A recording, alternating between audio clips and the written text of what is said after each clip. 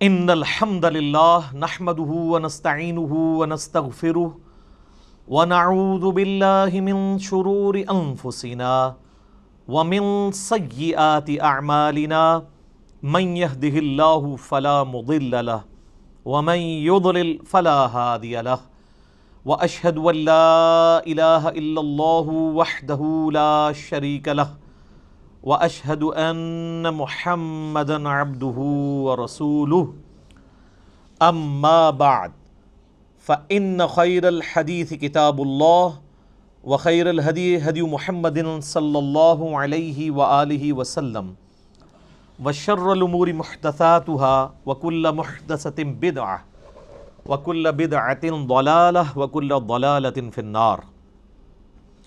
اعوذ باللہ السمیع العلیم من الشیطان الرجیم من ہمزہ ونفخہ ونفثہ بسم اللہ الرحمن الرحیم رب اشرح لی صدری ویسر لی امری واحلل عقدۃ من لسانی یفقہوا قولی۔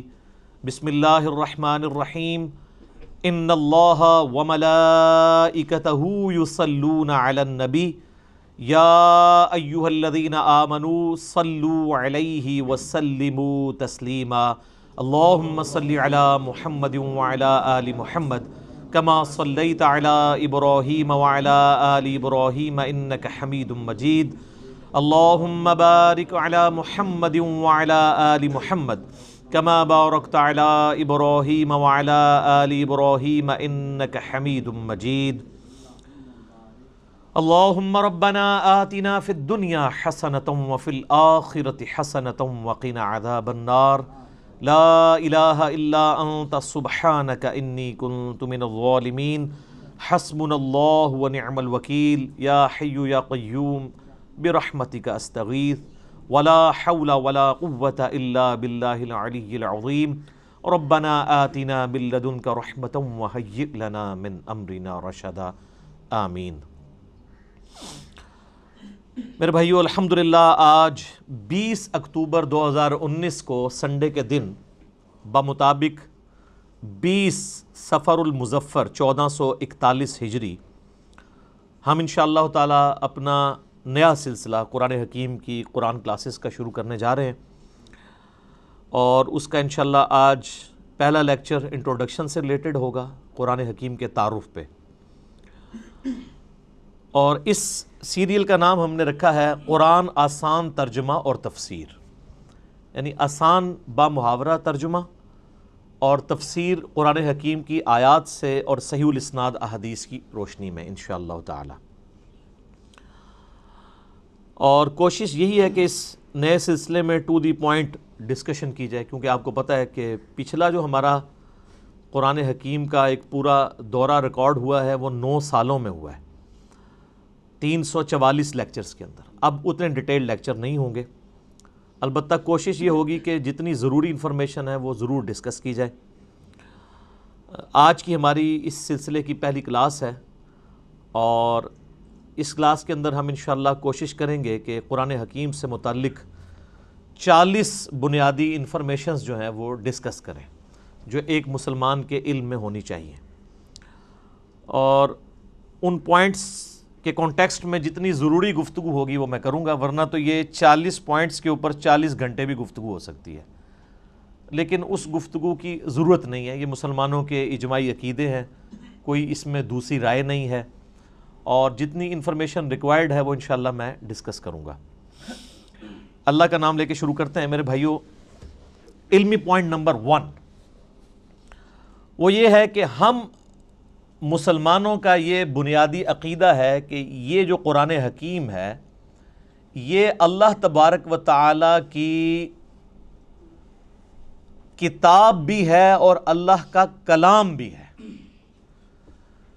باقی جتنے بھی اس سے پہلے صحائف نازل ہوئے یا کتابیں، ان کے بارے میں کلیم ہے کہ وہ اللہ کی کتابیں ہیں، لیکن یہ وہ کتاب ہے جو صرف کتاب یا سلیبس نہیں ہے، بلکہ اللہ تعالیٰ کا کلام ہے۔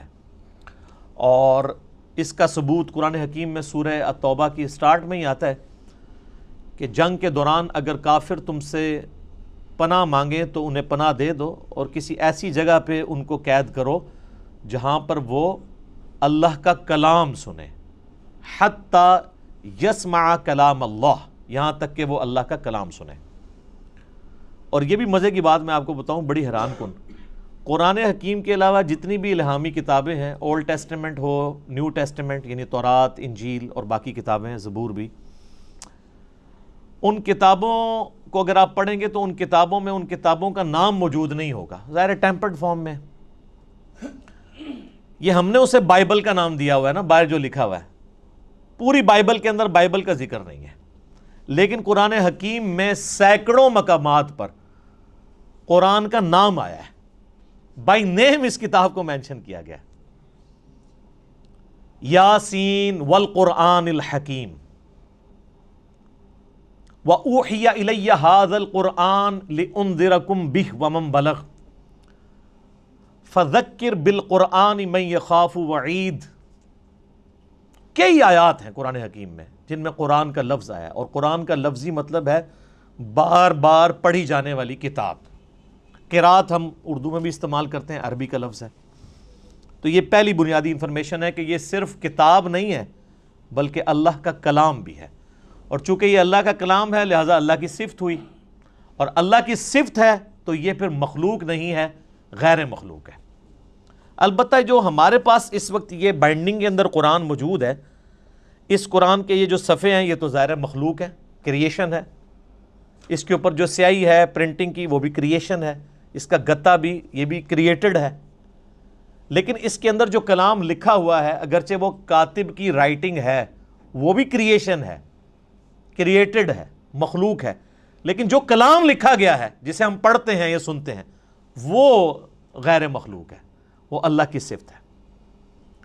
اور اسی لیے آپ دیکھیں کہ سورۃ الاعراف میں آتا ہے نا کہ حضرت موسیٰ علیہ السلام نے خواہش کا اظہار کیا تھا کہ اے اللہ میں تجھے دیکھنا چاہتا ہوں، تو اللہ نے کیا فرمایا تھا؟ تو مجھے نہیں دیکھ سکتا، تو پہاڑ کی طرف دیکھ، اگر یہ پہاڑ میری تجلی سے قائم رہا تو پھر تم بھی یہ یعنی ایزیوم کر سکتے ہو کہ مجھے بھی دیکھ سکو گے۔ پہاڑ پہ جب اللہ کی تجلی اللہ تعالیٰ نے ڈالی جو سورۃ الاعراف میں آتا ہے، تو اس کی وجہ سے پہاڑ جو ہے وہ ریزہ ریزہ ہو گیا، اور سورۃ الاعراف میں آتا ہے کہ اس تجلی کے انڈائریکٹ مشاہدے کی وجہ سے موسیٰ علیہ السلام بھی بے ہوش ہو گئے۔ یہ علیحدہ بات ہے کہ آپ کے بزرگ کلیم کرتے ہیں کہ وہ اللہ کا دیدار کرتے ہیں، کیونکہ وہ تو کہانی ہے، یہ قرآن ہے، یہ ہے سچائی۔ تو یعنی اللہ تعالیٰ کی صفات کے اثرات کیا ہیں، اور سیم اسی طرح کی چیز قرآن حکیم کے بارے میں سورۃ الحشر میں آئی ہے، لو انزلنا ھذا القرآن علی جبل، اگر ہم یہ پہاڑ پر نازل کر دیتے تو پہاڑ بھی اس قرآن کے نزول کی وجہ سے پھٹ جاتا، ریزہ ریزہ ہو جاتا۔ کیوں؟ کیونکہ قرآن اللہ کی صفت ہے، اللہ کا کلام ہے، کلام متکلم کی صفت ہوتا ہے نا، تو اس کا ایفیکٹ یہی ہونا تھا جو اللہ تعالیٰ کی ذات کا ایفیکٹ ہے کہ قرآن اگر کسی پہاڑ پر نازل ہوتا تو وہ بھی اس قرآن کے رعب کی وجہ سے ریزہ ریزہ ہو جاتا۔ سر یہ ہمارے محبوب صلی اللہ علیہ وآلہ وسلم کا مبارک سینہ ہے کہ جس پہ آلموسٹ 23 سال تک قرآن نازل ہوتا رہا ہے، اور اگر آپ بخاری مسلم کی احادیث اٹھا کے دیکھیں تو نبی علیہ السلام کے اوپر ایک کیفیت طاری ہو جایا کرتی تھی جب قرآن کا نزول ہوتا تھا، اور سخت سردیوں میں بھی بخاری مسلم کے الفاظ ہیں کہ آپ صلی اللہ علیہ وآلہ وسلم کے مبارک چہرے پر یعنی پسینہ بہنا شروع ہو جاتا تھا، اتنا وحی کا بوجھ ہوتا تھا، اور اس حالت میں صحابہ کرام آپ کو دیکھ نہیں سکتے تھے، چہرہ مبارک سرخ ہو جاتا تھا، اور جس طرح یہ خراٹے لینے کی آواز ہے نا، اس طرح بخاری مسلم میں آتا ہے اس قسم کی آواز آپ کے منہ سے نکلنا شروع ہو جاتی تھی، اور پھر صحابہ کرام جو ہیں وہ سارے سر جھکا لیتے تھے یوں، اور آپ علیہ السلام کے سر مبارک کے اوپر ایک بڑی چادر دے دی جاتی تھی حتیٰ کہ آپ اپنی وہ اس حالت میں واپس آئیں، یعنی آپ صلی اللہ علیہ وآلہ وسلم پر یہ حالت طاری ہوا کرتی تھی۔ اب یہ علمی پوائنٹ نمبر 1 ہوا ہے جی، ابھی میں اس پہ اور بھی بول سکتا ہوں، لیکن میں جو فی البدی چونکہ میں نے گفتگو کرنی ہوتی ہے، رٹی رٹائی نہیں ہوتی، پوائنٹس میں نے صرف لکھے ہیں کہ مجھے یاد رہے کہ کوئی پوائنٹ سکپ نہ ہو، ادروائز اگر میں ایک ایک پوائنٹ کے اوپر نوٹس بناؤں نا تو پھر یہ 40 لیکچرز میں صرف قرآن کا تعارف ہی ختم ہو، لیکن وہ پھر آپ انٹرسٹ لوز کر جائیں گے. بس اتنی بات کی جائے جو آپ کے انٹرسٹ کی چیز ہے, جس میں آپ کا پریویس نالج بھی انوالو ہو, کچھ نئی بات بھی آپ کی انفارمیشن میں آ جائے. علمی پوائنٹ نمبر 2, ہم مسلمانوں کا یہ اجماعی عقیدہ ہے کہ قرآن حکیم اللہ تعالیٰ نے اپنے آخری پیغمبر سیدنا و مولانا امام اعظم محمد رسول اللہ صلی اللہ علیہ وآلہ وسلم پر نازل فرمایا ہے. یعنی یہ قرآن حکیم سلیبس کی فارم میں نبی علیہ السلام کے ہینڈ اوور نہیں کیا گیا, بلکہ آپ پر یہ نازل ہوا ہے, آپ کے سینہ مبارک کے اوپر. اور اس قرآن کی اتھینٹسٹی آپ صلی اللہ علیہ وآلہ وسلم کی مبارک زبان ہے, اسی لیے آپ کے کریکٹر کو منوایا گیا ہے. سورہ یونس کے سٹارٹ میں بھی آیت نمبر 15-16 میں آتا ہے نا کہ اے نبی علیہ السلام ان سے فرماؤ میں اتنا عرصہ تم میں رہا ہوں, کیا تم نے اس سے پہلے کوئی ایسی بات مجھ سے سنی ہے؟ یعنی میں صادق اور امین ہوں, میں نے کبھی دعویٰ نبوت نہیں کیا اس سے پہلے, نہ کوئی یعنی میری کوئی ایسی خواہش تم نے کبھی آبزرو کی ہو, تو اچانک یعنی چند دنوں کے بعد میں یہ کلیم کر رہا ہوں کہ یہ اللہ کی طرف سے مجھ پر کتاب نازل ہوئی ہے, تو یہ اس بات کا ثبوت ہے میری پریویس زندگی. تو یہ آپ صلی اللہ علیہ وآلہ وسلم پر نازل ہوئی. اب یہ ٹاپک بھی گھنٹوں کا محتاج ہے اگر صرف اس ٹاپک کو ایڈریس کیا جائے کہ نبی علیہ السلام پر یہ قرآن نازل ہوا, اس قرآن کی اتھینٹسٹی کے حوالے سے, لیکن میں اسے سکپ کرتا ہوں. علمی پوائنٹ نمبر 3, ہم مسلمانوں کا یہ عقیدہ ہے کہ قرآن حکیم باللفظ محفوظ ہے. یہ کتاب بالمفہوم نہیں ہے کہ نبی علیہ السلام نے پڑھ کے سنائی تو صحابہ نے جو سمجھا اس کو سلیس عربی کے اندر اپنے یعنی ذہن کے مطابق لکھ دیا. نہیں, ایک ایک لفظ من و ان ویسا ہی ہے جیسا کہ اللہ تعالیٰ نے نازل فرمایا, کوئی انٹرپریٹیشن نہیں ہے اس کی, بالمفہوم نہیں ہے, باللفظ ہے. اور یہ عقیدہ صرف قرآن کے بارے میں. یہ بعض لوگ کہتے ہیں نہیں ہم حدیث کو بھی قرآن کا درجہ دیتے ہیں. حدیث کے بارے میں اجماعی عقیدہ ہے کہ حدیث بالمفہوم ہے. چند باتیں باللفظ بھی ہیں, جیسے ہم نماز کے اندر جو کچھ پڑھتے ہیں وہ بخاری مسلم میں نبی علیہ السلام کی احادیث ملتی ہیں, آپ نے ان کو تعلیم فرمایا. لیکن اوورآل آپ علیہ السلام کے حوالے سے جو چیزیں بیان کی جاتی ہیں بالمفہوم ہے. اور یہی وجہ ہے کہ آپ احادیث کی کتابیں کھولیں گے نا تو کئی احادیث کے اینڈ پہ وہ راوی کہتا ہے او کما قال علیہ السلام, یا جیسا پھر رسول اللہ نے فرمایا تھا. یعنی مجھے یہ بات پتہ چلی, مجھے یوں سمجھ آئی, یا جیسے پھر آپ نے فرمایا تھا, مفہوم یہی تھا. اور آپ بخاری مسلم اٹھا کے دیکھیں, آپ کو درجنوں احادیث ملیں گی کہ ایک ہی مجلس میں آپ صلی اللہ علیہ وآلہ وسلم نے کوئی بات ارشاد فرمائی ہے, کئی صحابہ نے اس بات کو رپورٹ کیا ہے, سب کے الفاظ میں تھوڑا بہت فرق ہے, اوورال مفہوم ٹھیک ہے, لیکن کسی سے کچھ سکپ ہو گیا, کسی سے کچھ. مثلا اب یہاں پہ تقریباً آلموسٹ 100 کے قریب لوگ بیٹھے ہوئے ہیں, میں یہاں پہ 55 منٹ کے اندر کتنی باتیں کروں گا. اب باہر نکل کے ان میں سے کتنے % لوگ ہیں جو من و ان میری ایک ایک بات کو پروڈیوس کر سکتے ہیں باہر جا کے؟ نہیں کر سکتے. کچھ کو کچھ حصہ یاد ہوگا, کچھ کو کچھ, اس طریقے سے. اوورال سب کو جمع کریں گے تو آلموسٹ آپ کامیاب ہو جائیں گے اس پوری مجلس کو. یہ ویڈیو ریکارڈ تو اس زمانے میں نہیں تھا, اس لیے تو ویڈیوز بنائی جاتی ہیں تاکہ کوئی چیز سکپ نہ ہو. تو اس وقت تو لوگ کریمنگ کے اوپر اعتبار کرتے تھے, نبی علیہ السلام سے سنتے تھے, یاد کرتے تھے, پریکٹس کرتے تھے, آگے باتیں پہنچاتے تھے. اور اس کا آپ کو بہترین نمونہ صحیح مسلم میں ملے گا.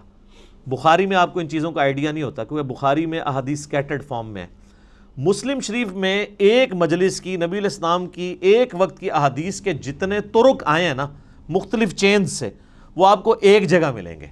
مثلا مسلم کی پہلی حدیث یہی ہے مولا علی علیہ السلام سے, اور بخاری میں بھی موجود ہے کہ نبی علیہ السلام نے فرمایا جس شخص نے میری طرف جھوٹی حدیث منسوب کی وہ اپنا مقام دوزخ میں دیکھ لے. اب یہ حدیث آپ کو سیدنا علی سے ملے گی, سیدنا عبداللہ ابن عباس سے ملے گی, سیدنا ابو ہریرہ سے, سیدنا جابر بن عبداللہ سے, سیدنا انس ابن مالک سے, سیدنا مغیرہ ابن شعبہ سے رضی اللہ عنہم اجمعین وعلیہم السلام اجمعین, 7-8 صحابہ سے ایک ہی حدیث ملے گی. اور امام مسلم نے اس کو ایک ترتیب سے نا اس مجلس میں, یہ جو نبی علیہ السلام کا فرمان تھا, ایک ایک صحابی سے وہ لے کے ہیں, تو آپ کو ان کے آپس کے الفاظ میں بھی 19-20 کا فرق نظر آئے گا, لیکن مفہوم ایک ہی ہوگا. اسی لیے مسلم شریف کی ترتیب کو کہا جاتا ہے کہ حدیث کی کتابوں میں سب سے بیسٹ جو ترتیب ہے وہ صحیح مسلم کی ہے, کیونکہ آپ کو یہ اندازہ ہو جاتا ہے کہ ایک مجلس میں کوئی چیز سکپ نہیں ہوئی. ایک حدیث کو کئی راوی اور کئی صحابہ کے شاگرد آگے تابعین بیان کر رہے ہوتے ہیں, سارے الفاظ آپ کو ایک جگہ مل جاتے ہیں. لیکن اللہ کا شکر ہے کہ یہ جو پرابلم ہے یہ قرآن حکیم کے کیس میں نہیں ہے. قرآن یہ دو گتوں کے درمیان پوری دنیا کے اندر ایک ہی قرآن ہے اللہ کے فضل سے. سنی ہو، شیعہ ہو، ان کے آف شوٹس ہوں، حنفی، شافعی، مالکی، حنبلی، بریلوی، دیوبندی، اہل حدیث، اثنا عشری میں شیعہ کے اندر اثنا عشری ہوں، زیدیہ ہوں، سب کے سب، ایون آغا خانی ہوں، ان کے پاس بھی یہی قرآن ہے. تو اس حوالے سے قرآن حکیم کو یہ یعنی اعزاز حاصل ہے، بلکہ اس امت کا اعزاز ہے کہ ان کے پاس وہ کتاب ہے جو بالکل اسی طریقے سے محفوظ ہے. اور آج تو بڑا آسان طریقہ ہے، ہمارے پاس وہ نسخے موجود ہیں جو سیدنا عثمان نے لکھوائے تھے اس زمانے میں، من و عن وہ نسخے موجود ہیں. اور آج بڑا آسان طریقہ ہے، کاربن ڈیٹنگ اسے کہتے ہیں، جس سے آپ کسی بھی چیز کی لائف فائنڈ کر سکتے ہیں یہ کتنی پرانی ہے. آپ کو پتہ ہے پچھلے دنوں برمنگم کے میوزیم کے اندر ایک قرآن کا نسخہ ملا تھا، اس میں سورہ طٰہٰ کی اور بعض اور آیات یعنی کچھ ان کو صفحات ملے تھے، بھیڑ کی اس کے اوپر کھال کے اوپر لکھے ہوئے، کچھ ہڈیوں کے شانے پہ جس طرح اس زمانے میں لکھے تھے.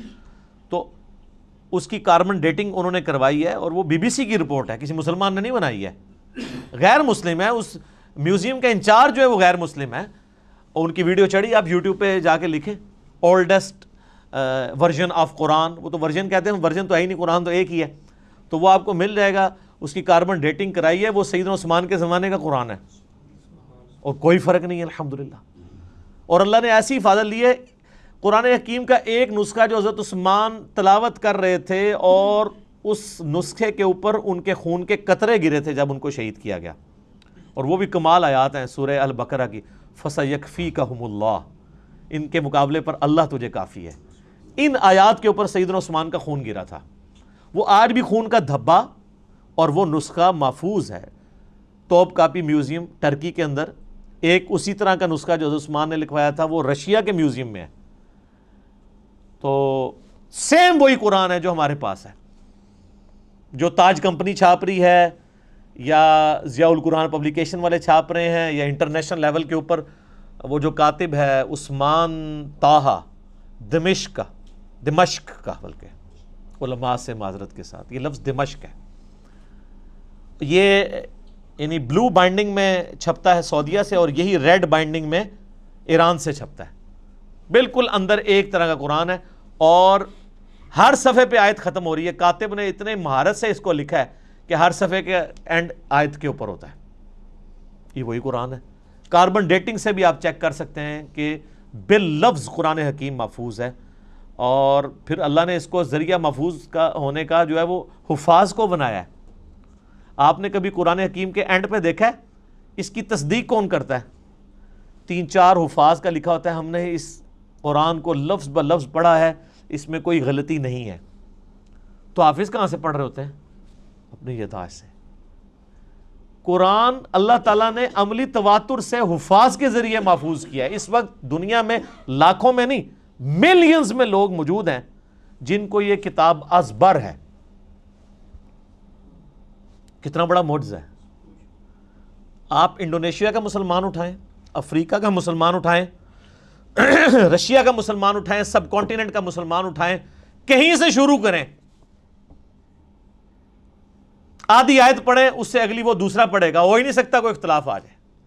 اور اتنا یہ محکم سسٹم ہے کہ غلطی کر ہی نہیں سکتا. امام کعبہ بھی اگر اپنی تلاوت میں بھولتا ہے نا تو پیچھے سینکڑوں لوگ لقمہ دے دیتے ہیں. اور سر یہ بھی دیکھیں قرآن کا، اس وقت کسی کا احترام نہیں ہوتا کہ آگے کون کھڑا ہوا ہے. قرآن میں اگر کوئی ذرا سی بھی ڈنڈی بات نماز کے اندر لقمہ مل جاتا ہے. یہ قرآن کتنی بڑی حفاظت ہے. تو صرف یہ لکھے ہوئے کے اوپر اعتماد نہیں ہے، لکھنا تو ظاہر امپورٹنٹ ہے کیونکہ الذی علم بالقلم، اللہ نے قلم کے ذریعے قرآن سکھایا ہے، علم سکھایا ہے، اور وہ قرآن بھی نبی الاسلام نے اس طریقے سے ٹرانسفر.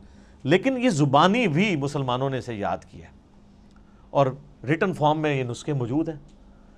جب کبھی بھی کوئی ایشو آتا ہے، اب تو خیر آتا ہی نہیں ہے، اتنے اسٹیبلش ہو چکے ہیں، اب تو سافٹ ویئرز بن چکے ہیں، پی ڈی ایفs موجود ہیں. اب تو کوئی کبھی آپ نے دنیا میں سنا ہے کوئی ایشو آیا کہ جی اس لفظ تھلے زہر ہے یا زبر ہے؟ کبھی سر یہ کئی کافر جو مسلمان ہوئے ہیں نا، ان کے لیے سب سے بڑی اٹریکشن یہ ہے کہ قرآن کا ورژن ہی کوئی نہیں، ایک ہی قرآن ہے۔ یہ جو امریکن تھے وہ پروٹیسٹنٹ کرسچن یوسف ایسٹس 80s میں مسلمان ہوئے ہیں۔ آپ ذرا ان کی وہ ویڈیو دیکھیں جس میں انہوں نے بتایا ہے کہ میں مسلمان کیسے ہوا ہوں۔ اس میں انہوں نے بتایا کہ جب مجھے پہلی دفعہ پتہ چلا نا کہ قرآن کا ورژن ہی کوئی نہیں ہے، کیونکہ ان کی تو سب سے بڑی مصیبت ہی یہ ہے کہ بائبل کے کتنے ورژن ہیں، اور قرآن ایک ہی ہے پوری دنیا کے اندر۔ اس نے کہا میں کیسے مان لوں کہ یار اتنی پرانی کتاب ہے، پرنٹنگ میں کئی بار کوئی لفظ ٹوٹ جاتے ہیں، لیکن ان کو پتہ نہیں کہ پرنٹنگ نے نہیں اسے محفوظ کیا، مسلمانوں کے سینے نے محفوظ کیا، سینوں نے۔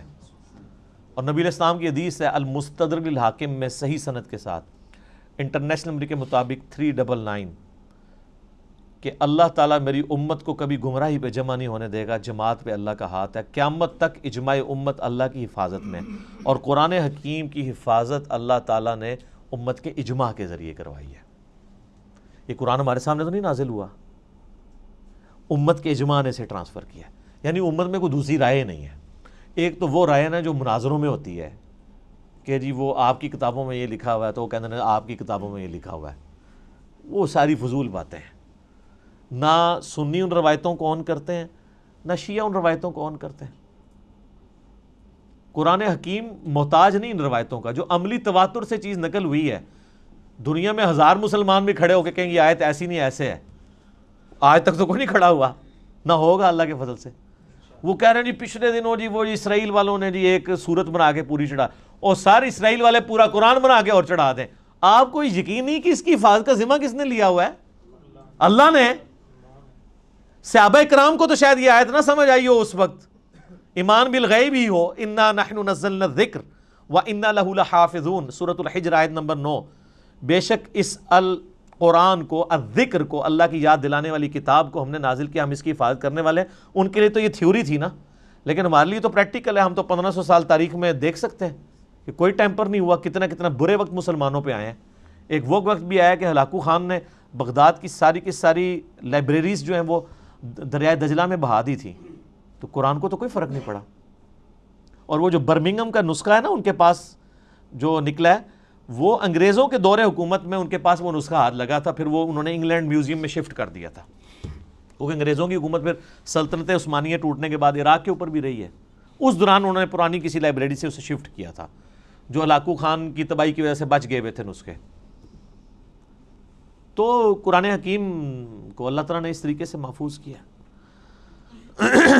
اچھا، یہ جب میں نے پوائنٹ لکھے تھے نا تو میں نے کہا تھا میں ایک منٹ میں ایک پوائنٹ بیان کروں گا تو 40 منٹ میں ختم ہو جائے گا، لیکن یہ تو ان لوگوں کا ختم ہوتا ہے جنہوں نے خبریں پڑھنی ہوتی ہیں، جنہوں نے درد دل سامنے رکھنا ہوتا ہے، جنہوں نے ایک کمپریہنسو نالج گین کیا ہوتا ہے، جن کو پتہ ہے کہ اس وقت دنیا کیا سوچتی ہے اسلام کے بارے میں، تو ان کے لیے تو پھر یہ ایک پوائنٹ کو ڈسکس کرنا ہے 1 منٹ کے اندر ناممکن ہو جاتا ہے، مختصر یہ کام ہو نہیں سکتا۔ پھر میں نے اپنے بھائیوں سے مشورہ بھی کر لیا تھا کہ اگر ہم بالکل اسٹرکٹلی اس کے ساتھ اٹیچ رہیں گے کہ ہم نے اتنے منٹ میں اتنی چیزوں کو ختم کرنا ہے، تو پھر وہ فی البدی گفتگو کا جو حسن ہے وہ ختم ہو جائے گا، پھر کئی پوائنٹس رہ جائیں گے جو ضروری ہوں گے، جو ایک مسلمان کو پتہ ہونے چاہیے۔ علمی پوائنٹ نمبر 4 وہ یہ ہے میرے بھائیوں کہ قرآن حکیم اپنی اصلی فارم میں لوح محفوظ کے اندر ہے۔ یہ ہمارے ہاتھ میں جو قرآن ہے نا، یہ اس کی اتھینٹک کاپی ہے۔ اصل میں جو قرآن ہے نا وہ اللہ نے لوح محفوظ میں لکھا ہوا ہے، بل ہوا قرآن مجید فی لوح محفوظ۔ سورۃ الواقعہ میں بھی آیا نا کہ وہاں سے اس کو کس نے، تنزیل من رب العالمین، یعنی یہ رب العالمین کا اتارا ہوا ہے۔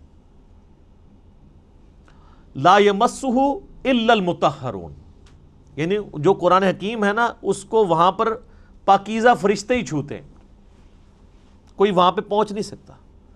اللہ نے اسے اتارا ہے، یہ جنات کے اثر سے نہیں ہے، شیاطین کے اثر سے نہیں ہے، کیونکہ کافروں کا اعتراض تھا نا کہ جی نبی اسلام، اور بعض میں مخلص بھی تھے کہ یار اچانک زندگی کے 40ویں سال میں آپ غار میں جا کے غار حرا میں بیٹھے ہیں، ہو سکتا ہے کسی آسیب کا سایہ ہو گیا ہو، تو اس کی وجہ سے آپ یہ کلام کر رہے ہیں۔ تو وہ تو پھر آپ کو پتہ ہے سیب کے سائے والوں کی حالت یہ تو نہیں ہوتی، ان کی تو حالت ہی کچھ اور ہوتی ہے۔ وہ صحیح مسلم میں بڑی مشہور حدیث ہے نا، ایک بندہ ہے جو جھاڑ پھونک کیا کرتا تھا سیب کے سائے کے لیے، جادو ٹونا کا علاج، اس کا نام تھا ضماد، عربی میں ضاد میم الف اور دال، اردو میں زماد، کئی مسلمان رکھتے بھی ہیں نام وہ، لیکن وہ جن کے نام زماد ہے نا، ان کو پوچھے نا کہ نام آیا کہاں سے ہے، ان بیچاروں کو مسلم شریف کی حدیث نہیں پتہ ہوگی کہ زماد ہے کون تھا۔ وہ جھاڑ پھونک کیا کرتا تھا، مکے آیا تو اس نے سنا کہ یہاں پہ ایک شخص ہے کہ جو بڑا ایک ڈائنامک اس کی لائف تھی، یعنی وہ سب کی آنکھوں کا تارا تھا، ایک کامیاب تاجر بھی تھا اور لوگ اس کے پاس امانتیں رکھواتے تھے، بڑا زبردست، یعنی وہ ایک سمجھ لیں کہ اس معاشرے کے ایلیٹ طبقہ تھا۔ تو اچانک اس کو کچھ ہو گیا اور لوگ پریشان ہیں۔ ظاہر ہے جس نے 40 سال تک کوئی بات ہی نہ کی ہو اس ٹاپک پہ، اور اب وہ کہے کہ میں اللہ کا پیغمبر ہوں، مجھ پہ یہ کلام نازل ہوئے، تو لوگ تو پریشان ہو جائیں گے۔ تو اس نے کہا کہ میں جھاڑ پھونک جانتا ہوں، اگر تو مجھے اس کے پاس لے جاؤ تو مجھے امید ہے کہ میں اس کا علاج کر دوں گا۔ اس کو کیا پتا تھا کہ علاج اس کا نہیں، اس کا اپنا ہو جائے گا۔ تو لوگ اسے لے گئے نبی الاسلام کے پاس، تو آپ صلی اللہ علیہ وآلہ وسلم سے اس نے کہا کہ میں آپ کا علاج کر سکتا ہوں، آپ بتائیں کہ آپ کے ساتھ کیا ایشو ہے، تو اپنا مسئلہ بیان کریں۔ تو آپ صلی اللہ علیہ وآلہ وسلم نے نا کوئی بات نہیں کی، قرآن بھی نہیں پڑھا۔ آپ جو تقریر سے پہلے خطبہ دیتے تھے نا، آپ نے بس وہ پڑھا، ان الحمد للہ نحمدہ ونستعینہ ونستغفرہ ونعوذ باللہ من شرور انفسنا ومن سیئات اعمالنا من یہدہ اللہ فلا مضل لہ ومن یضلل فلا ہادی لہ واشہد ان لا الہ الا اللہ وحدہ لا شریک لہ واشہد ان محمدا عبدہ ورسولہ۔ اب یہ کاش آپ کو عربی آتی ہوتی تو آپ کو پتا ہوتا کہ آپ نے کیا پڑھا ہے صلی اللہ علیہ وآلہ وسلم۔ تو اس نے جب سنا تو وہ ہل گیا، اس نے کہا جی ایک بار ذرا پھر سنائیں۔ دوسری بار، تیسری بار، اس نے کہا جی میں گواہی دیتا ہوں کہ آپ اللہ کے پیغمبر ہیں، اپنا ہاتھ بڑھائیں اور مجھے مسلمان کریں۔ تو حالانکہ جو بندہ ایکسپرٹ تھا جادوگری کا، اس نے بھی کلام سن کے، قرآن نہیں صرف آپ علیہ السلام کا عام کلام سن کے، اس نے کہا نہیں، جنات جن لوگوں کے اوپر اثر ہوتا ہے ان کا اس طرح کا کریکٹر نہیں ہوتا، وہ اس طرح کی باتیں نہیں کرتے، ان کی باتیں تو آل فال ہوتی ہیں، اتنی پریسائز باتیں نہیں ہوتی ہیں۔ پھر نبی علیہ السلام کی مبارک ذات کا ایک روب بھی تھا۔ جو بندہ جادو کا ان ساری چیزوں کا ایکسپرٹ تھا، اس نے ڈکلیئر کر دیا کہ جادوگر نہیں ہے، اور جو جہلات ہے جن کو جادو کا، آسیب کا الف بے بھی نہیں پتا تھا، وہ لوگ نبی الاسلام کو اس کے بعد بھی جادوگر کہتے رہے، نعوذ باللہ۔ ان کی قسمت میں ہدایت نہیں تھی نا، ہونا تو چاہیے تھا کہ جب ایکسپرٹ نے مان لیا کہ نہیں ہے تو تم لوگوں کو تو پتہ ہی نہیں یہ فیلڈ ہے کہ نہیں، تم خام خواہ کہتے ہو۔ جیسے معذرت کے ساتھ آج کی دنیا میں آپ کو مثال دوں، میرے بارے میں علماء کہتے ہیں جاہل ہے، اس کو تو عربی بھی نہیں آتی، اس کو تو پڑھنا ہی کچھ نہیں آتا، وہ قرآن دیکھ کے بھی غلط پڑھتا ہے، وہ پڑھ ہی نہیں سکتا۔ ٹھیک ہے، آپ کہتے رہے، تو جو سن رہے ہیں ان کو نہیں پتا کیا ہو رہا ہے، تو ہم ان باتوں کا بھی جواب نہیں دیتے، ہم کہتے ہیں ٹھیک ہے یار، آپ نے ہمیں جج کرنا ہے، ہماری ویڈیوز آپ کے سامنے ہیں، آپ ان کو دیکھیں اور جج کریں، آپ کو پتہ چل جائے گا سچائی کیا ہے، جھوٹ کیا ہے، غلط کیا ہے، آپ کو سب کچھ پتہ چل جائے گا۔ تو یہ میرے بھائیوں، یعنی یہ جو آواز حق کے لیے بلند ہوتی ہے نا، اس کے ساتھ ہمیشہ اس طریقے سے یعنی لوگ مسچیف کرنے کی کوشش کرتے ہیں، لوگ یعنی غلط طریقے سے حق کی آواز کو دبانے کی کوشش کرتے ہیں، لیکن اللہ تعالیٰ نے جو آواز اٹھانی ہوتی ہے وہ اللہ تعالیٰ اٹھا دیتا ہے۔ ٹھیک ہے، یعنی اب یہ بھی پوائنٹ ایک اتنا بڑا پوائنٹ ہے کہ یعنی اس کے اوپر ڈسکشن ہو سکتی ہے کہ قرآن حکیم اللہ تعالیٰ نے لوح محفوظ میں رکھا ہوا ہے، اور اپنے اصلی حالت میں یہ ہمارے پاس یہ کاپی ہے۔ کتنی بڑی خوش نصیبی ہے کہ ہمارے پاس وہ کتاب ہے کہ جو اوریجنل کتاب لوح محفوظ میں ہے۔ سورہ زخرف کے سٹارٹ میں بھی آیا نا، اللہ تعالیٰ نے فرمایا کہ یہ کتاب جو ہے ام الکتاب، کتابوں کی ماں، اللہ کی ہارڈ ڈسک لوح محفوظ کے اندر ہمارے پاس ہے۔ اور یہ یاد رکھیے گا، یہ مصحف جس ترتیب میں ہمارے پاس موجود ہے نا، اسی ترتیب میں لوح محفوظ پہ لکھا ہوا ہے، اگرچہ اس کی ترتیب نزول یہ نہیں ہے۔ مصحف کی ترتیب آپ پتہ نا، سورۃ العلق کی پہلی 5 آیات نازل ہوئی ہیں، وہ تو پارہ نمبر 30 میں ہے. سورہ بقرہ جو ہے وہ اس وقت نازل ہوئی ہے جب 2/3 قرآن نازل ہو چکا ہوا تھا، مکی قرآن وہ شروع میں ہے. لیکن اللہ کے پاس لوح محفوظ میں اسی ترتیب میں ہے. وہ اللہ تعالیٰ نے اس کتاب کو سرکمسٹانسز کے اوپر نازل کیا ہے، اور یہ اس قرآن کی سب سے بڑی خوبی ہے جو کسی اور الہامی کتاب میں نہیں ہے، کہ جو سرکمسٹانسز کے اوپر نازل ہوئی ہے اور مسلسل 23 سال تک. علمی پوائنٹ نمبر 5 میرے بھائیو، قرآن حکیم ہمارے محبوب صلی اللہ علیہ وآلہ وسلم کا واحد معجزہ ہے جس کی بنیاد پہ ہم نبی علیہ السلام کے لیے نبوت کلیم کرتے ہیں. ویسے تو آپ کے ٹینجیبل فارم میں فزیکل فینومینا آف نیچر کو توڑنے والے، قانون قدرت کو توڑنے والے کتنے حصی معجزات بخاری مسلم میں رپورٹ ہوئے ہیں. میں نے 4 لیکچرز ریکارڈ کرائے ہیں اس کے اوپر، مسئلہ 131A B C D. لیکن دعوی نبوت جس معجزے کے اوپر ہے وہ یہ کتاب ہے. کیوں؟ آپ علیہ السلام کی نبوت قیامت تک کے لیے تھی. آپ کا معجزہ بھی ایسا ہونا چاہیے تھا جو قیامت تک کے لیے آپ دکھا سکیں. آج حضرت عیسیٰ علیہ السلام کا معجزہ، مردوں کو زندہ کرنے والا، کوئی عیسائی ہمیں دکھا سکتا ہے؟ ہم بھی مانتے ہیں عیسیٰ علیہ السلام کو، ہم بھی نہیں دکھا سکتے. کوئی ویڈیو، کوئی یہودی حضرت موسیٰ علیہ السلام کے عصا کو دوبارہ آج اژدہا بنا کے دکھا سکتا ہے؟ ہم بھی نہیں دکھا سکتے.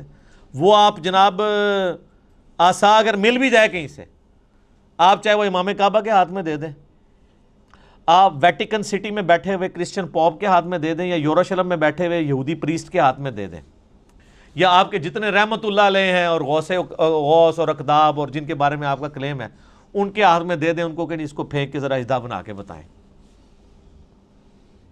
نہیں بنا سکتے. وہ حضرت موسیٰ کے ہاتھ تک ہی معجزہ تھا. لیکن یہ وہ کتاب ہے جو نبی علیہ السلام کے پاس معجزہ، صحابہ کے پاس معجزہ، تابعین، تبع تابعین، قیامت تک آنے والے آخری انسان کے لیے بھی معجزہ ہے. مسلمان نہیں، انسان کے لیے بھی. اور ہر زمانے کے ٹیسٹ پہ پورا اترتا ہے.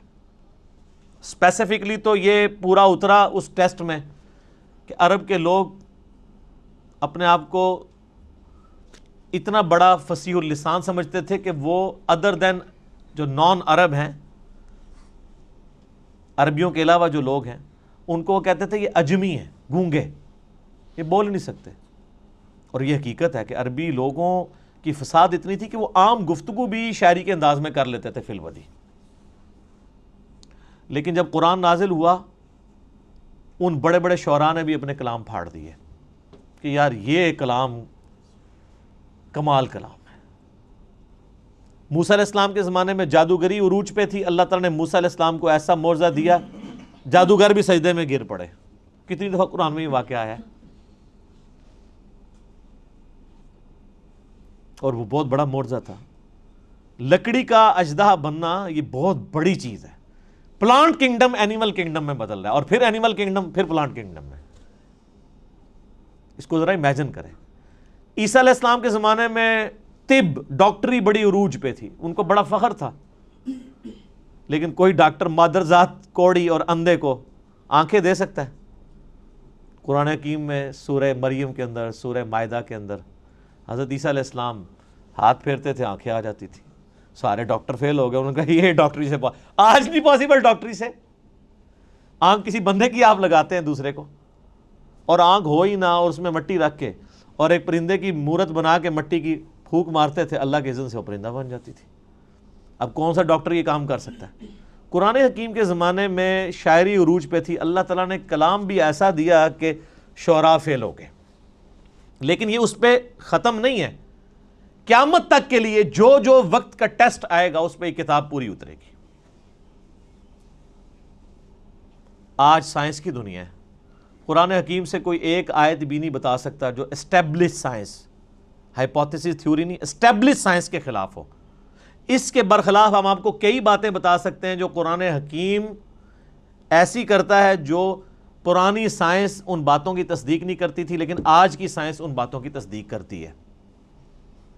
جس میں سب سے بڑی بات، ہم نے اپنے بچپن میں یہ چیزیں پڑھی ہوئی ہیں کہ جی زمین جو ہے وہ ساکن ہے اور سورج اس کے گرد چکر لگاتا ہے.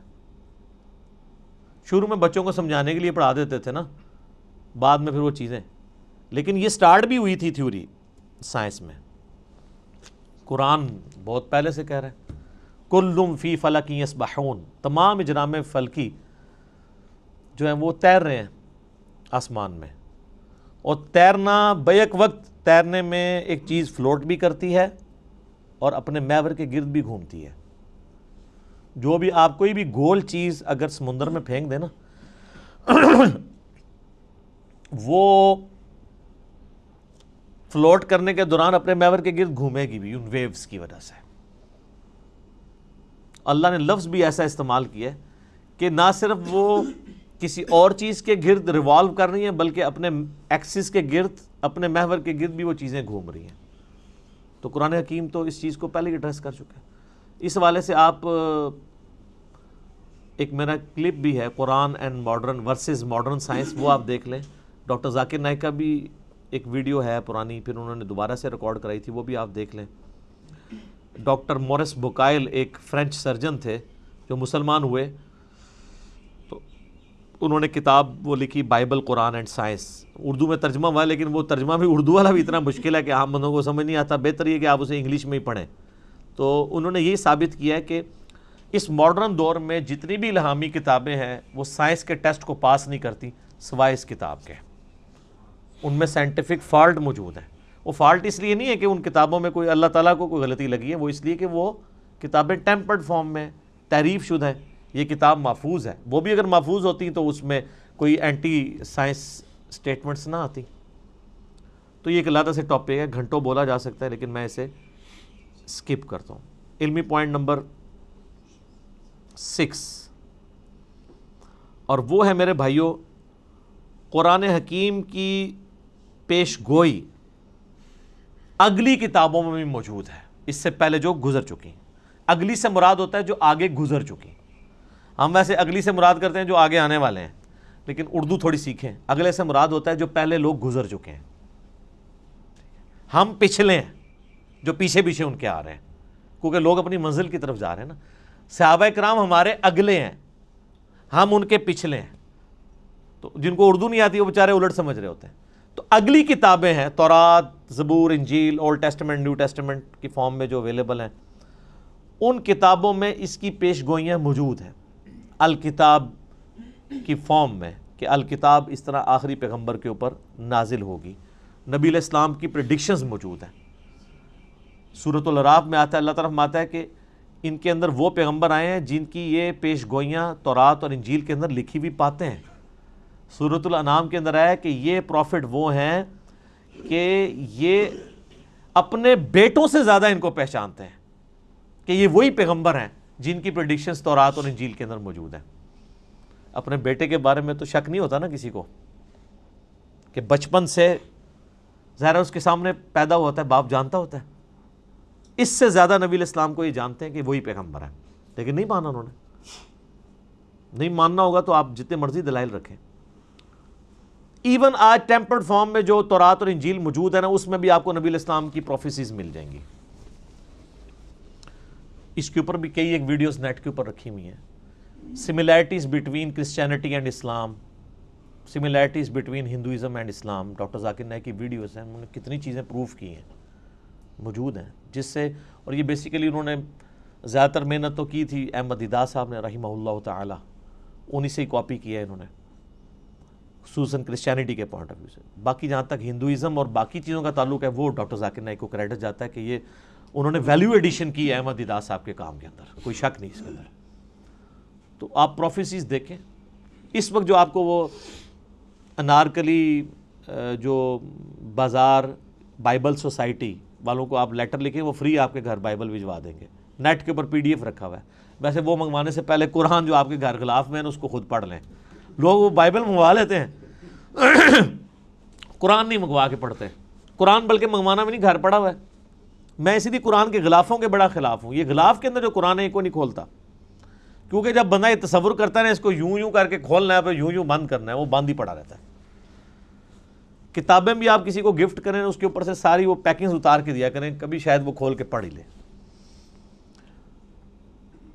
وہ آپ پڑھیں تو اس میں آپ کو ڈیوٹرانومی چیپٹر جو ہے تورات کے اندر، اولڈ ٹیسٹمنٹ کے اندر ملے گا، اس کا باب نمبر 18 ہے، اس میں آیت نمبر 18 ہے کہ موسیٰ علیہ السلام کو اللہ تعالیٰ نے وحی کی کہ اے موسیٰ میں تیرے بھائیوں میں سے، بھائی کون؟ بنو اسماعیل، بنو اسرائیل کے بھائی بنو اسماعیل.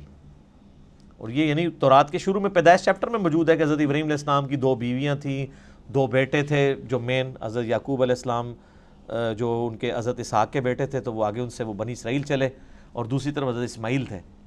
تو میں تیرے بھائیوں یعنی بنو اسماعیل میں سے، بلکہ آج بھی آپ اسرائیل والوں سے پوچھیں، عرب لوگ وہ کہتے ہیں ہمارے کزنز ہیں، وہ مانتے ہیں اس بات کو، عربی ان کو کزن مانتے ہیں. اس لیے ہمیں شک پڑتا ہے اندر سے دونوں ملے ہوئے نہ ہوں، جو کچھ مسلمانوں کے خلاف یہ لوگ کر رہے ہوتے ہیں. ہم اسرائیل کو تسلیم نہیں کیے بیٹھے ہوئے اسلام کی حمیت میں، اور جن لوگوں کی اصل دشمنی تھی وہ ان کے ساتھ پینگیں بڑھا رہے ہیں. تو وہ ڈیوٹرانومی چیپٹر میں 18 نمبر میں آیت نمبر 18 ہے، موسیٰ میں تیرے ان یعنی ماننے والوں کے بھائیوں میں یعنی ان کے کزنز کے اندر تیری مانند ایک رسول اٹھاؤں گا جو ان پہ میری آیات کو تلاوت کرے گا. اور اسی طریقے سے گاسپل آف جان جو ہے، جو اولڈ ٹیسٹمنٹ نیو ٹیسٹمنٹ کٹھے وہ انجیل مقدس چھپی ہوئی ہے، اس میں جو نیو ٹیسٹمنٹ میں گاسپل آف جان ہے، اس کے اندر چیپٹر نمبر 15 سے 18 تک آپ کو کئی آیات ملیں گی. حضرت عیسیٰ علیہ السلام اپنے ماننے والوں کو کہتے ہیں میرا دنیا سے جانا تمہارے لیے رحمت ہے، میں جب جاؤں گا تو میں اپنے رب سے ریکویسٹ کروں گا اس ہستی کو دنیا میں بھیجیں گی جو میرا نام دنیا میں روشن کریں گی. مجھے تم سے بہت کچھ کہنا ہے لیکن تم ابھی ان چیزوں کے متحمل نہیں ہو.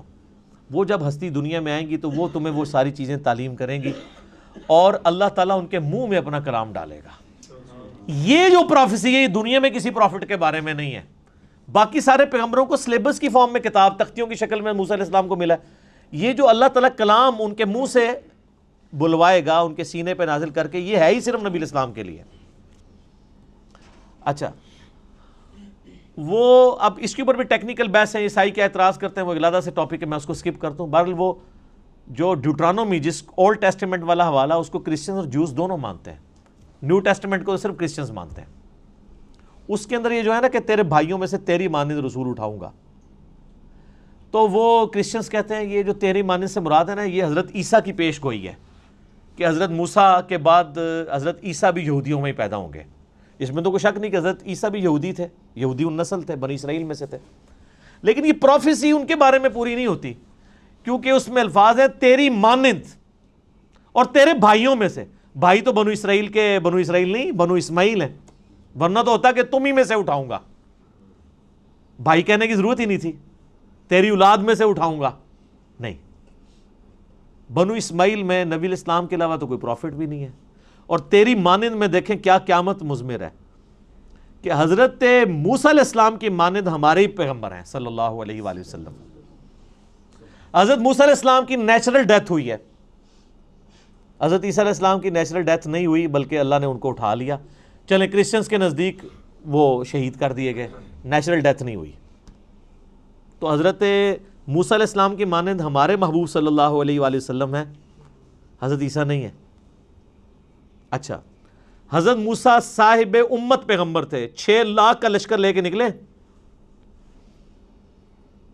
اور حضرت عیسیٰ علیہ السلام کے اوپر صرف 12 بندے ایمان لے کے آئے تھے، اور ان کی جان بھی اللہ نے بچائی ان کو زندہ اٹھا کے. ہمارے محبوب صلی اللہ علیہ وآلہ وسلم بھی صاحب امت تھے. آپ کی مبارک زندگی میں 1 لاکھ سے زیادہ لوگ آپ پہ ایمان لا چکے تھے، اور آج تو ماشاءاللہ آپ دیکھ لیں باہر ہیں. اس ریزیملنس میں بھی ہمارے محبوب صلی اللہ علیہ وآلہ وسلم حضرت موسیٰ سے زیادہ ریزیملنس رکھتے ہیں ایز کمپیئر ٹو حضرت عیسیٰ جو موسیٰ علیہ السلام سے رکھتے ہیں. حضرت موسیٰ علیہ السلام کی پیدائش نارمل طریقے پہ ماں باپ کے ذریعے ہوئی ہے، اور ہمارے نبی علیہ السلام کی پیدائش بھی نارمل طریقے سے ماں باپ کے ذریعے ہوئی ہے. لیکن حضرت عیسیٰ علیہ السلام کی پیدائش نارمل نہیں ہے، معجزانہ طور پہ اللہ تعالیٰ نے ان کو پیدا کیا. اس ریزیملنس میں بھی ہمارے نبی علیہ السلام حضرت موسیٰ کی مثل ہیں، حضرت عیسیٰ علیہ السلام ان کی مثل نہیں ہے. اس قسم کی کئی اس طریقے سے نئی شریعت، حضرت عیسیٰ علیہ السلام تو 10 کمانڈمنٹس کو اسٹیبلش کرنے آئے تھے، کوئی نئی شریعت نہیں لے کے آئے. موسیٰ علیہ السلام کی شریعت کو آگے لے کے چلیں. ہمارے نبی علیہ السلام نئی شریعت لے کے آئے ہیں، جس طرح کہ موسیٰ علیہ السلام کی شریعت نہیں تھی. اس اعتبار سے بھی ہمارے محبوب صلی اللہ علیہ وآلہ وسلم اور حضرت موسیٰ علیہ السلام کے اندر ریزیمبلنس پائی جاتی ہے جو حضرت عیسیٰ اور موسیٰ میں نہیں پائی جاتی. لہٰذا یہ جو پروفیسی ہے ڈیوٹرانومی کی چیپٹر نمبر 18 ورس نمبر 18 کتاب الاستثناء چیپٹر، یہ من و عن ہمارے محبوب صلی اللہ علیہ وآلہ وسلم کے بارے میں پوری ہوتی ہے اور کسی شخص کے بارے میں نہیں. اب اس میں بھی گھنٹوں بولا جا سکتا ہے لیکن سکپ کرتا ہوں میں اسے. علمی پوائنٹ نمبر 7، قرآن حکیم کی زبان عربی ہے جو آج تک اسی طریقے سے زندہ ہے جو نبی علیہ السلام کے مبارک زمانے میں تھی. سر آج سے 100 سال پہلے کی اگر آپ شیکسپیئر کی انگریزی پڑھیں نا تو آپ کو کئی الفاظ نہیں آئیں گے. شیکسپیئر کی انگریزی تو چھوڑ دیں، آپ فضائل اعمال آج سے 50-60 سال پہلے جو لکھی گئی ہے اس میں کئی اردو کے الفاظ ہیں جو آج مستعمل ہی نہیں ہیں. ہر 50-60 سال کے بعد کتاب تبدیل ہو جاتی ہے اس حوالے سے سمجھنے کے اعتبار سے کہ اس کی جو لینگویج ہے نا وہ چینج ہو جاتی ہے، ایوالو ہو رہی ہوتی ہے. لیکن عربی ایسی ایوالو ہوئی ہے کہ قرآن حکیم کی برکت سے اللہ نے اسے چینج نہیں ہونے دیا. آج بھی وہی عربی بولی جا رہی ہے حجاز کے اندر اور پورے ایریے کے اندر. عربی زبان کو فریز کر دیا ہے قرآن حکیم نے.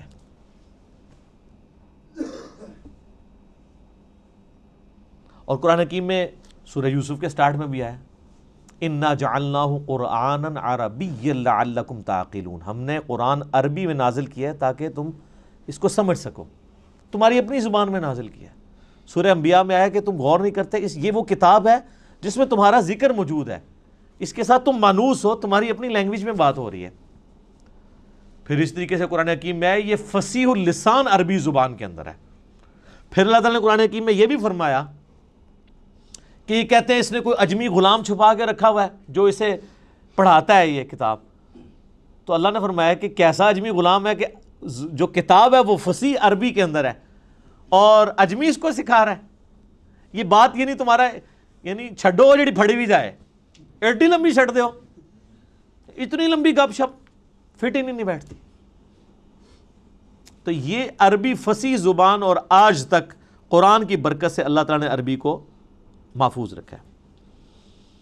علمی پوائنٹ نمبر 8، قرآن حکیم کا جو ڈائلیکٹ ہے، لہجہ ہے، وہ عرب کے بادیہ نشین جو پینڈو لوگ، گاؤں کے رہنے والے، ریگستانوں کے رہنے والے، اعرابی جنہیں کہا جاتا ہے، بدو لوگ، ان کے ڈائلیکٹ میں یہ قرآن نازل ہوا ہے. یعنی جس طرح آپ آج بھی دیکھ لیں، ایک ہے شہری پنجابی عجیب پٹھی سیدھی، اور ایک ٹھیٹھ گاؤں کے لوگوں کی پنجابی ہے. اس کے ڈائلیکٹ میں اور شہری پنجابی کے ڈائلیکٹ میں کتنا فرق ہے. اور ایک ہے لکھنؤ کے لوگوں کی، یو پی کے لوگوں کی اردو، اور ایک ہے ہم پنجابیوں کی اردو. ڈائلیکٹ میں فرق ہے. ہم اردو زبان کو سیکھ تو ضرور سکتے ہیں، اس ڈائلیکٹ کو بھی سیکھ سکتے ہیں، لیکن پھر بھی کہیں نہ کہیں پکڑے جاتے ہیں کہ پنجابی ہیں.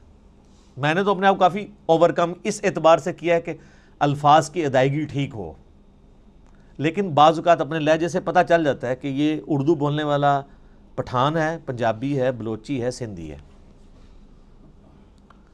تو اس اعتبار سے جو ڈائلیکٹ ہے نا قرآن کا، وہ ہے عرب کے بادیہ نشین لوگوں کی عربک کا. اور وہ آج بھی آپ عرب میں چلے جائیں نا، وہ اسی طریقے سے وہی عربی بولتے ہیں. ویسے آپ اپنے علاقوں میں بھی دیکھیں، آپ لاہور میں چلے جائیں تو اور طرح کی پنجابی ہے، فیصل آباد والوں کی اپنی پنجابی ہے. اور اگر آپ سیالکوٹ میں چلے جائیں، سیالکوٹ والے جب اردو بھی بول رہے ہوتے ہیں ہمیں پتہ چل جاتا ہے یہ سیالکوٹ کا بندہ ہے، کیونکہ وہ اس کو اپنے اسی سٹائل میں بول رہے ہوتے ہیں.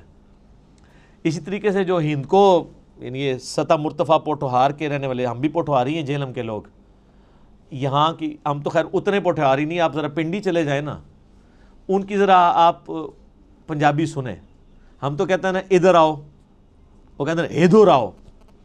اب لفظ وہی ہے لیکن ذرا ڈیفرنٹ فارم میں. یہ ڈائلیکٹ کہلاتے ہیں. ایک ہی لفظ دوسری فارم میں جب بولا جاتا ہے لفظ وہی ہے. اب ادھر آؤ اور ادھر آؤ میں بڑا فرق ہے، لیکن لفظ ایک ہی ہے، ڈائلیکٹ کا فرق ہو گیا. ٹھیک ہے، ایک تو نہیں کہ الفاظ ہی ڈیفرنٹ ہے. جس طرح ہم دے کہ نو یعنی وہ فلاں چیز لے کر آؤ، اب تو کہتے ہیں لے آؤ. وہ پنڈی کے لوگ کہتے ہیں کہ نو، وہ ذرا آپ سمجھ لیں ہندکو کے ساتھ مکس ہوئی ہوئی پنجابی ہے، لیکن عربی اللہ تعالیٰ نے ایسی محفوظ کی ہے کہ اللہ کے فضل سے، حالانکہ دوسرے عرب ملکوں میں عجیب و غریب عربی بھی بولی جا رہی ہے، عربی میں گاف کوئی نہیں ہے، لیکن آپ مصر والوں کی عربی سنیں وہ گاف بھی بولتے ہیں. ہاں جی، تو وہ بلکہ وہ طارق جمیل صاحب نے یہ خود سنایا، وہ کہتے ہیں مصر کی ایک جماعت آئی ہوئی تھی، یہ اوریجنل انہوں نے واقعہ سنایا.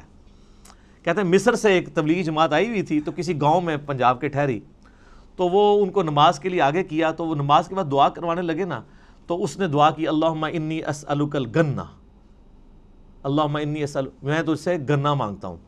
اچھا وہ جنہ کو گنہ پڑھتے ہیں، لفظ ہے جیم، تو وہ اس کو گاف پڑھتے ہیں. جیسے کئی لفظ گاف ہیں عربی میں جیم پڑھے جاتے ہیں. یہ شیخ عبد القادر جو جیلانی ہے، ان کا نام ہے شیخ عبد القادر گیلانی. جب یہ عربی میں گیا نا، تو عربی میں تو گاف نہیں ہوتی تھی، تو ان کو جیلانی کہنا شروع کر دیا، گاف کو جیم بنا. جیسے کراچی ہے، تو کراچی اب چھ تو ہوتی نہیں عربی میں، کراچی اگر کوئی وہ عربی بولے گا تو وہ کراچی تو نہیں بولے گا. پاکستان کو وہ باکستان بولتے ہیں، کیونکہ پا نہیں، پے ہوتی نہیں ہے، تو وہ بے بولتے ہیں اس کی جگہ. تو طارق جمیل صاحب کہنے لگے کہ وہ بار بار دعا کر رہے تھے اللہم انی اسألک الگنہ، وہ کہہ رہے تھے، وہ جنہ کو گنہ پڑھ رہے تھے. تو وہ جناب وہ گاؤں کے لوگ اتنے سارے گنے لا کے انہوں نے اگلی نماز میں وہاں رکھ دیے. انہوں نے کہا جی گنے پہ مانگتے ہیں. ظاہر ہے اس سے آپ ہمارے لوگوں کی بھی جہالت دیکھ لیں کہ ان کو بھی عربی کوئی نہیں آتی نا، ورنہ وہ اللہم انی اسألک یہ ان کو سمجھ آ رہی ہوتی، ان کو بس یہی سمجھ آیا گنا گنا وہ کہہ رہے ہیں، شاید گنا شوق سے کھاتے ہیں. تو وہ جنہ کو گنا پڑھ رہے تھے. تو اس طرح کا یعنی جو عربک میں ڈیفارمیشن ہے نا، وہ مصر کی عربی میں اور اس طرح کی آئی ہے کہ اس میں الفاظ اس طرح آ گئے ہیں. لیکن جو پیورلی عرب کے لوگ ہیں وہ آج بھی وہی عربی بولتے ہیں جو عربی ہے، اس کے اندر وہ کوئی بھی اس طریقے سے تبدیلی نہیں آئی ہوئی ہے. جس قسم کی تبدیلی جو ہے وہ ہمیں ان لوگوں کے اندر نظر آتی ہے. تو یہ اللہ تعالیٰ نے قرآن حکیم کو محفوظ کیا ہے عربی کی برکت سے. اللہ تعالیٰ نے عربی کو محفوظ کیا ہے قرآن کی برکت سے. عربی اللہ کی زبان ہے نا جی. تو اس پہ بھی اب کافی کچھ بولا جا سکتا ہے. علمی پوائنٹ نمبر 9 وہ ہے میرے بھائیوں، قرآن حکیم جو ہمارا عیسوی کیلنڈر اس وقت چل رہا ہے نا دنیا میں، جس کے مطابق آج 20 اکتوبر 2019 ہے، اس کیلنڈر کے مطابق 610 عیسوی 610 AD اینو ڈومینی، یہ آفٹر ڈیتھ آف عیسیٰ نہیں ہے، یہ اینو ڈومینی ہے، ایئر آف دا لارڈ. حضرت عیسیٰ کی پیدائش کے سال کو یعنی ڈکلیئر کیا گیا تھا 1 عیسوی، ان کی ڈیتھ کو نہیں. یہ AD سے مراد ڈیتھ نہیں ہے، یہ لیٹن لینگویج کا لفظ ہے، اینو ڈومینی کا مخفف ہے. اس پہ میرا یوٹیوب پہ کلپ بھی ہے، عیسوی کیلنڈر ورسز ہجری کیلنڈر. یہ دونوں اللہ کے کیلنڈر ہیں، وہ سورج کے اعتبار سے چلتا ہے، دوسرا چاند کے اعتبار سے، لیونر اور سولر دونوں ہی اللہ کے ہیں. 610 عیسوی سے لے کر 632 عیسوی تک، یعنی نبی علیہ السلام کی وفات 632 میں ہوئی، اس پیریڈ آف ٹائم کے اندر قرآن حکیم نازل ہوا ہے. آلموسٹ یہ 22 سال بنتے ہیں عیسوی اعتبار سے، اور آلموسٹ 23 سال بنتے ہیں تقریباً ہجری اعتبار سے، کیونکہ لیونر ایئر آپ کو پتا نا ہر سال 10 کا فرق پڑ جاتا ہے. یہ تو تقریباً 365 دنوں کا سال ہوتا ہے، اور جو دوسرے والا سال ہے وہ 355 دنوں کا. تو 10 سال کا فرق پڑتا رہے 20 سال تک، تو 200 دن کا فرق پڑ گیا نا، آلموسٹ پونے سال کا فرق پڑ جاتا ہے. تو وہ فرق نظر آتا ہے. تو اس دوران یہ قرآن حکیم نازل ہوا ہے، آلموسٹ 22 سال عیسوی اعتبار سے، اور آلموسٹ 23 سال جو ہے وہ ہجری اعتبار سے. اور علمی پوائنٹ نمبر 10 آج کا آخری، کیونکہ ٹائم بالکل قریب ہو چکا ہے، قرآن حکیم حجاز میں نازل ہوا ہے، نجد میں نازل نہیں ہوا.